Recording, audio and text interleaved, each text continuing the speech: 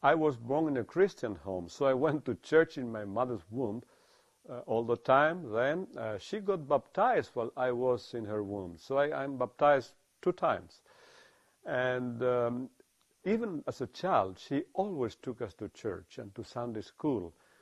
When I was 5, I started to sing in the choir as soon as I read, because I had a soprano voice as I was a child, so I sang in the choir of the church, the seniors choir.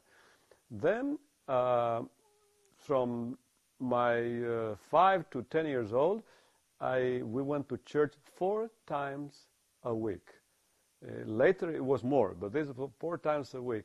And I was very faithful and loyal in Sunday school, and I had many friends in the church. We never missed one day of a service. Even sick, I was taken with fever to church, because we believed that going to church was life.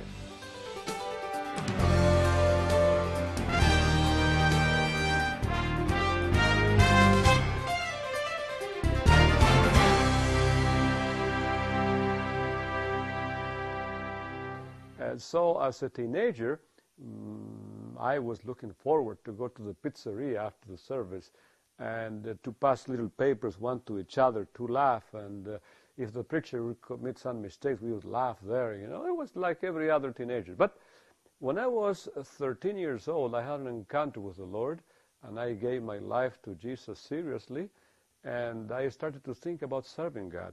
So I took a Sunday school class, and when I was 15, I became a youth leader. So I had to speak to the youth, and I ended my teenage years being a youth leader. When I was 17 years old, I decided to go to seminary. But before that, I was so in love to bring people to the Lord that I went to witness. I knocked doors, and I prayed with them at the door, and I don't think I was right, but I did it. I prayed with them whether they like it or not. And I make them pray the sinner's prayer and to accept Christ. And such was my fire that when I went to Bible school, I didn't have money, I had only one suit. So when I took the suit to the cleaners, I had to be in a very,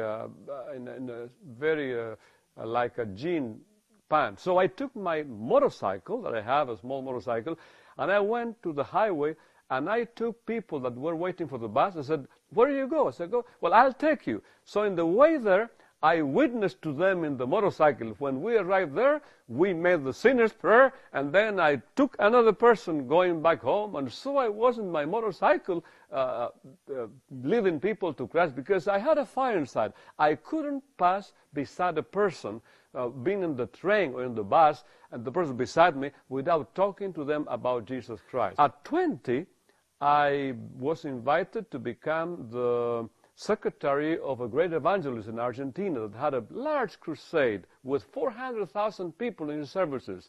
So when he left, his mantle fell upon me, so I started to be invited from all my country, from north to south, and then the countries beside us, like Uruguay, like Paraguay, Chile. It was quite a mantle that fell upon me, so I became very famous, though I was only 20 years old. And at that age, when I was 21, I had crusades, large crusades, healing meetings, thousands coming to the Lord in big crusades. And I was invited to come to the United States. I came when I was 21, in my late 21s, to study in the United States. I saw the college I was coming to study was just the same thing that I already studied in Argentina. So I said, why to repeat all that in English? So I decided to go back to my country. I had a fire for evangelism, not to be studying.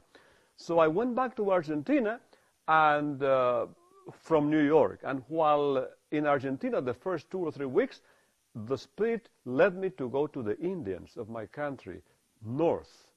And I arrived there and started to preach in many places. But in one place, in the city of Formosa, the Holy Spirit guided me to make a large crusade in the city, in the central park of the city. Thousands came to the Lord. Thousands were baptized in the river.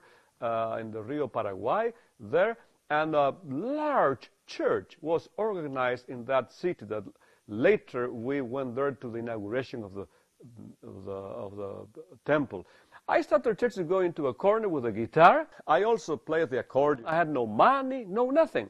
Some places I went, I didn't have even where to go to sleep.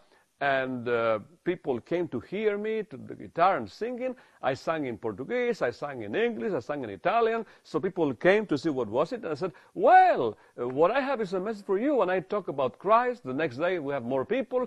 Then he asked for, if you have a little box where I can stand on, and then if you have a loudspeaker, a PA system, bring it. So we started the church in the corner, and people started to invite me to have dinner, to have lunch. I ate, and sometimes they invited me to sleep. Otherwise, I would sleep under a bridge, or I would sleep in the police station, because I didn't have money for hotels. I was doing this in the corners of parks, when one day I saw a very nice looking girl that came to listen to me, and I looked at her. One day they showed up with a newspaper, and the newspaper read, "Fire in the Mountains, a young evangelist singing with his guitar, preaching about the power of Jesus." So they read that to us, and I thought, wow, I'm not going there, because I knew that it was a Pentecostal minister, and I belonged to the Plymouth Brethren, which is a very narrow-minded church, and they didn't allow me to attend Pentecostal services. So one day I decided I wanted to go and see what was happening. And so I went, and I enjoyed very much the service. The singing was very lively, and I enjoyed it, and then the preaching was lovely. I really enjoyed the message, and I decided I would start to attend the meetings, and I did. One day Juan Carlos invited me. He wanted to have a private talk, and so we went to a private place, and he talked to me about love. I was not really expecting that, so I was a little shocked at the beginning, and he kept on saying that he loved me very much, and he only could offer 2 suitcases, one for him and one for me. And I told him I would pray about it and answer, and so I did. And so after I decided to marry him, I left the school and I went to Bible school to get ready to be a pastor's wife.